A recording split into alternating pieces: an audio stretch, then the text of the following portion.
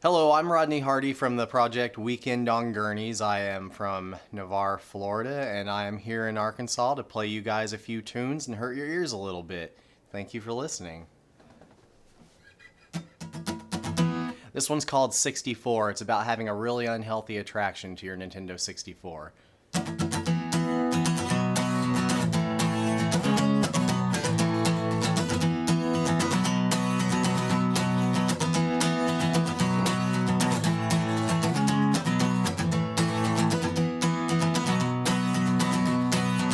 I'm working like a dog, my brain is in a fog.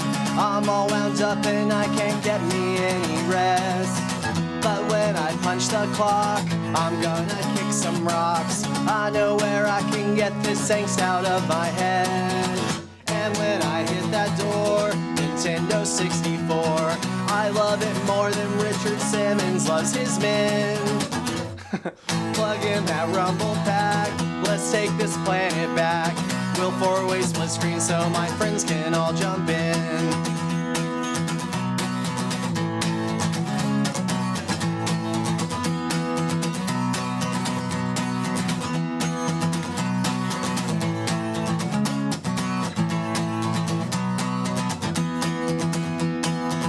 My girl won't shut her mouth, I take the garbage out. I throw the chicken at the screen door out of spite. I sneak into my room, put on some awesome tunes. I put a cartridge in so we don't have to fight. And when I shut that door, Nintendo 64, I love it more than Paula Deen loves racial slurs. No time to talk right now, no need to have a cow. Just take my credit card, I put it in your purse.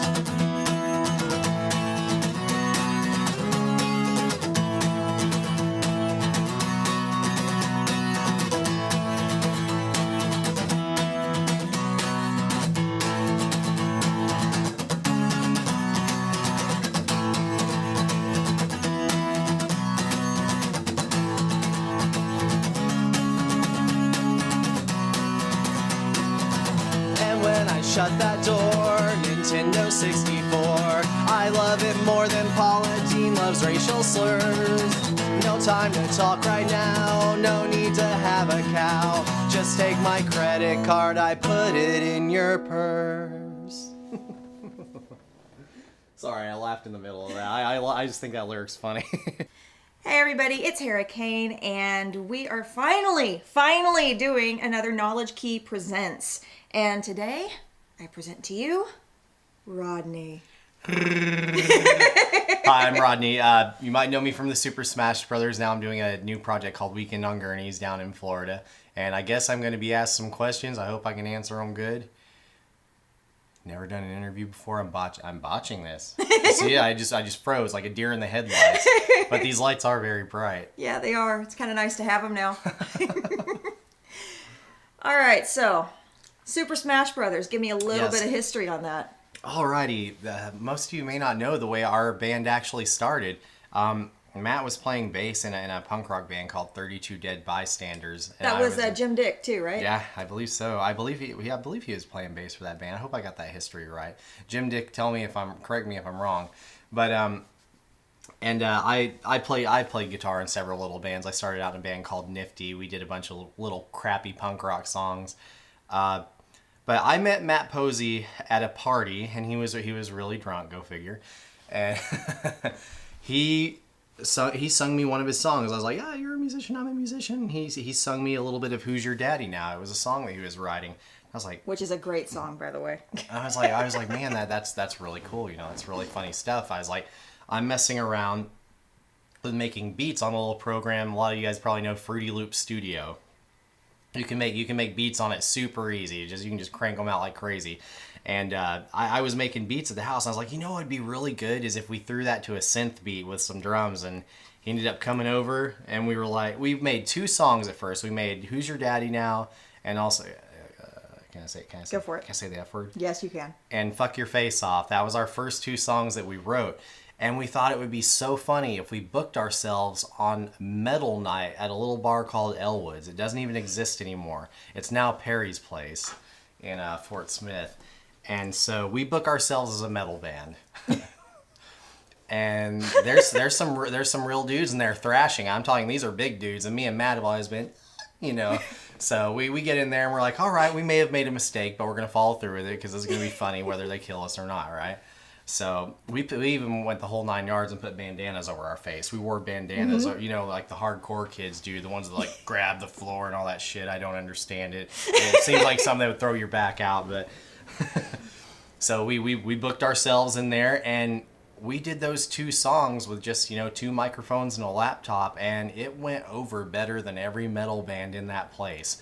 And these, I'm talking, these are some real archies now in this bar, right? Like this was one of those places where you didn't fuck around and do stupid stuff like that, but it went over very well and people loved it. And all of a sudden, I guess about a month later, people started getting a hold of us from other bars. They had seen the video we posted online, and they were like, dudes, can you guys play a show here? And so me and Matt thought it was gonna be a one-time thing. It was a joke, and then we were like, oh shit, if we want to play some shows, let's write some more tunes. And we ended up writing 8 more tunes, recording an album a few years down the road, and it went surprisingly well. We went from a joke to winning the Battle of the Bands in Fort Smith at one point at Roosters. So it was a real good thing, man. We had a lot of fun doing it. And from what we can remember, we had a lot of fun doing it, you know. And from what's on YouTube, and from what's on YouTube that you never want mom to find. Let me tell you what, the worst show I ever played was when my mom came to see me play the Super Smash Brothers. Oh, no. And I was ready. I was pumped, right? I'm ready to play this show. Matt's ready. Sam is 9 times a foobard, you know, just already messing up. And my mom walks through the door and she's like, I wanted to surprise you, son. And I was like, oh my God. Because I love my family. I love my mom very much. And that's why you didn't want to play in front of her. Oh man. And so I had to do the show though, because people are expecting a show at this point. You know, we're 2 years deep in this band. And I'll never forget whenever she walked out, she had this mortified look on her face, but she was trying to crack a smile. So it's one of those ones where it looks like you have to poop, where you're like, you know, walking out. And she comes up to me and she puts her hand on my shoulder and she says, son, I love you very much, and you're very talented. That's what she said. You're very talented. And walked out. I felt like a piece of shit for like a month after that. I was like, I can't believe I had to do that in front of my mom. And I was actually scared about this show we just came down and played, because my grandma posted on my Facebook, oh, we'll try to make it. And I was like, oh God, please no, not again. This would be even worse having my grandma come see it. I'd probably be excommunicated forever. You know, and I was like, it's cool, Grandma, if you can't make it. You know, if you can't, I understand. You guys live kind of far away. Like, kind of trying to subconsciously get her to not come. You know, plant the little things in her mind. Yeah, I do live far away. It's going to be cold. I don't like cold. You know, so dodge that bullet. I applaud you for that. I did. I said things to remind her of all the reasons why she wouldn't drive into Fort Smith to see that show. Oh, it's not going to be a big deal. You know, we're only going to play for like an hour. It's going to be cold. It's going to be late. There's a bunch of rowdy people in there, cigarette smoke, you know, and then she didn't show up. So darn. I'll let her hear my new project. She can see that all she wants, but I don't want to expose her to Super Smash Brothers. No. No.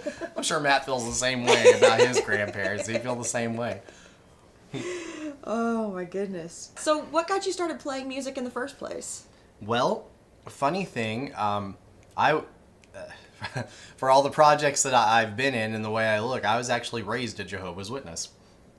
So not that it's a bad thing. They're wonderful people. It's a great time, but you can probably tell I have a little bit of wild blood. I can't do that type of thing. So I didn't have very many friends in school, let's just put it that way. I was the weird kid that played Legos by himself on the playground where everyone else played football. I was the guy that if they had to pick me for their team, I always got picked last, and they're like, shit.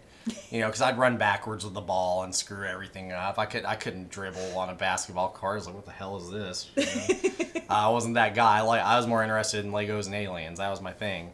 So I was that weird kid. So not having many friends at the age of 12, I told my parents, and this is how it got started. My uncle snuck me a double-sided cassette tape. He was in a punk band called Mothra, at the time, and he came and picked me up. We hung out, and he snuck me a tape. One side was Blink-182 Cheshire Cat, and the other side was NoFX Punk and Drublic. Oh, So that's one of my favorites. Yeah, I was rocking that in my Walkman so hard. You know, Mom would be like, "Well, you know, what are you listening to?" "Oh, you know, Barry White." You know, she couldn't hear the beats blasting, you know, through the headphones, because Walkman headphones were shitty. I don't know if you remember. You could hear everything that was going on outside of those. So I was like, "Mom, you know, Dad, I really want to play. I really want to play guitar. Can you guys help me out with this?" So they bought me my first guitar. About a month later, it was a Squire Stratocaster. It was cherry red, and I was like, yeah, I'm gonna learn some really good music, some classic stuff and all that. And when they took me to my guitar teacher that they had booked for me and dropped me off, I handed him that tape. I was like, I want to play like this. I was like, I don't care about learning the notes. I was like, I don't care about reading the music. I was like, teach me how to play fast and ridiculous, because this is what I want to do. And he did. He's like, okay, we can do that. And he taught me a bunch of power chords, and he got me up to speed. It's funny, I was probably one of the only people that started out playing fast punk rock. That's what I did. I learned that. I didn't even care about starting out slow. Like, even when I couldn't play chords, I was, you know, just getting after it. Mom and Dad would come in, that sounds fast. And I'm just like, yeah, you know, it's just a new thing I'm trying. After about 6 months of guitar lessons, I just quit and taught myself the rest of the way, which it was probably a bad idea, because now I can't read music at all. I can just play it by ear. So, but and that's what I did. That's how I learned. That's how I learned to play guitar. I just I played with I had a Jehovah's Witness band, but we were kind of frowned upon a little bit because we played a little faster than the other bands. We played a get together that they had, and we had a kid jump off the deck and do a stage dive, and we were done. We were in trouble. So that'll do it. But that's how I got into music. That's how I started playing guitar. That is beautiful. All right, so tell me about your new project. The new project is called Weekend on Gurneys. Kind of, you know, taking a shot at Weekend at Bernie's, the movie, because that's one of my favorite movies in the world. I'll still spit beer out of my nose when I watch that movie. It's a good movie. Especially the part where he falls off the boat and he's hitting all the buoys. Oh my God. That just cracks me up. And I'm gonna have to watch that tonight now. But and it's not the second one though. You can just leave that out of there. The first one's great. But so it's kind of a tribute to how much me and my brother and my buddy Dustin used to get hurt. A lot of the tracks on the album are about getting hurt, and the first track is called The Incredible Gurney, kind of taking a shot at The Incredible Journey, the movie. And you know, it has lyrics like "This Gurney is my home," you know, and all that. I'll just let you guys hear it when it comes out on January 10th. I won't ruin it for you, but it's a lot of the songs are about getting hurt and doing stupid stuff. I have a song called "Falling Out of a Tree," you know, because this is stuff we did all the time. So most of the stuff is real life experiences on this album. It's a lot of truth. Nice. And it's meant to make people laugh, and I hope that when people listen to it, that they're like, oh man, I used to do that stupid shit when I was a kid, and I remember how bad that hurt. Man, I hope it's really, I'm trying to make an album that's really nostalgic for everybody, for their childhood, basically, and making fun of it, you know, and making people remember those memories and having a good laugh. It's all about having a laugh. And by the way, it's going to be free. I don't charge for any of my music. You're going to be able to download it at bandcamp.com, absolutely free. I've never charged for any of my music. I just want people to have a laugh on me. This is a new song I wrote. I actually don't really have a name for it yet, but I think it's a pretty funny one. Girl, when I look into your eyes, all I feel is happiness. For that fact, I'm still alive. I thought you'd kill me months ago, and I know that if I leave, you'll track down my family. Maybe kill them one by one until they divulge my location. It would seem to be I'm trapped because I'm scared to make a move. Cause your vision's based on movement like a T-Rex, man, I'm screwed. I was never the brightest and I'm burning out so fast. I'm on fire and you're dousing me with gas. You said I'm on fire and you're dousing me with gas.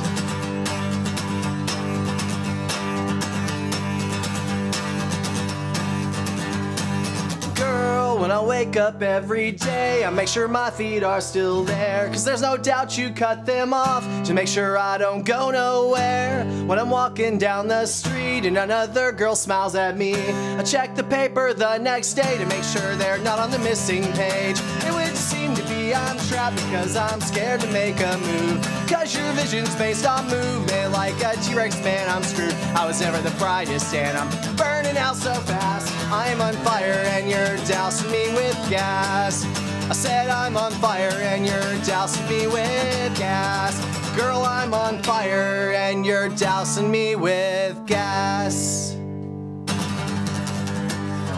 Fort Smith, you know, was in an economic crisis and you couldn't work for anyone but tech, you know, and they would screw you over because you made $7 an hour pretty much. You know, you had a $240 paycheck, which didn't pay for nothing. That's part of the reason why I burned rubber out of this town. I couldn't get nowhere with it. It was, you know what I mean? I was stuck in that system, and when I finally got put at OK Foods, I quit in a week. And I was like, I'm out of Arkansas. I'm done. And it worked out for the better. I co-own a company now in Florida. So why don't you tell us a little bit about that? As a mobile technician, well, we're called HDRV. And we do mobile technician work. Basically, when I left Florida, or when I left Arkansas rather, I left with nothing but a backpack full of clothes and an Xbox 360 that I didn't even have any games for. So that's all I had, and my truck that was breaking down constantly. And I did a lot of couch surfing. I went through a lot of crap with that. I took some showers in some public restrooms. You know what I'm saying, like in a sink. But and then my mom had relocated down there, so I crashed her place for a while. And I kept bugging this company called Camping World RV Sales to give me a job. I had to bug them for months and months and months because they took one look at me and they were like, "Oh, dude, we don't know if you're," you know, they didn't know if I was, you know, RV fixing material. But I got in there and I learned how to work on RVs for about 3 years. And me and another technician decided to split off and do it for ourselves. We decided we could do it better for ourselves, so. We got the insurance, you know, we got the LLC, and we just took a chance, and we're very, very well recognized. There's RV parks that'll only let us in there to work on their stuff. We're in the magazines there. We're all over the place. So it worked out for the better. Basically, what I'm saying is not trying to yak about what I've done, but what I'm saying is sometimes you got to take a chance. You know, if you don't like where you're at, take a chance. You know, you might have to tread through some shit to get there, but if you know you persevere and you just say, hey, I'm gonna make this happen, I'm gonna make it happen, and you don't take no for an answer, you keep bugging the right people, it'll happen. This song is called Hump. I actually wrote it when I was younger. Mom wasn't very impressed. But what does she know? She also said if I kept listening to Blink-182, I'd grow up to be pierced and tattooed. Pfft. Love you, Mom.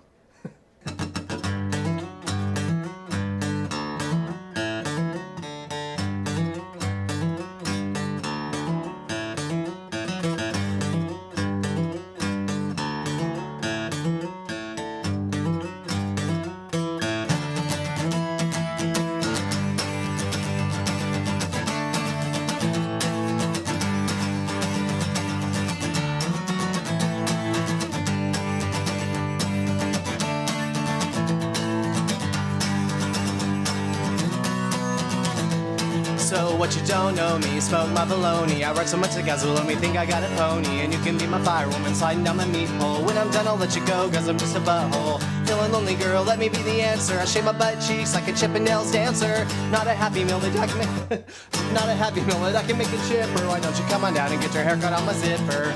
No, I don't really like you. I just want to fill your boots. I just want to swim around in your fallopian tubes. And if you think I'm a jerk, I wasn't like this at first. I used to be a nice guy, yeah, but then I got hurt. You're probably gonna get dumped because I just wanna hump.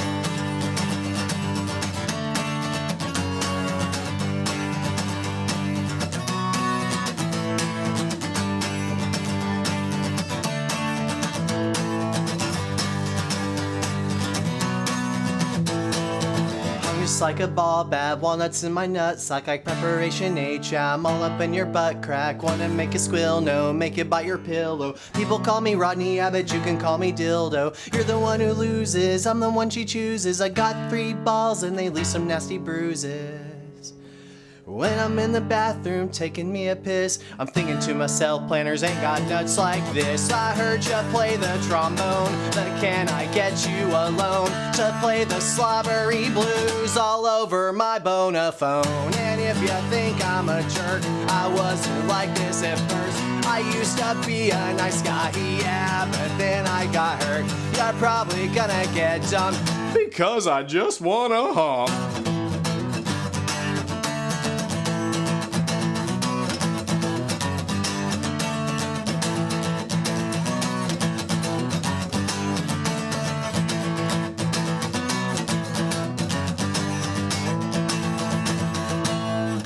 I don't mean to be rude, is it one finger or two? Do you prefer plastic bags or do you like crazy glue? I don't care if she's your boo or how long she's been with you, 'cause I'm the king of the jungle and my balls are blue.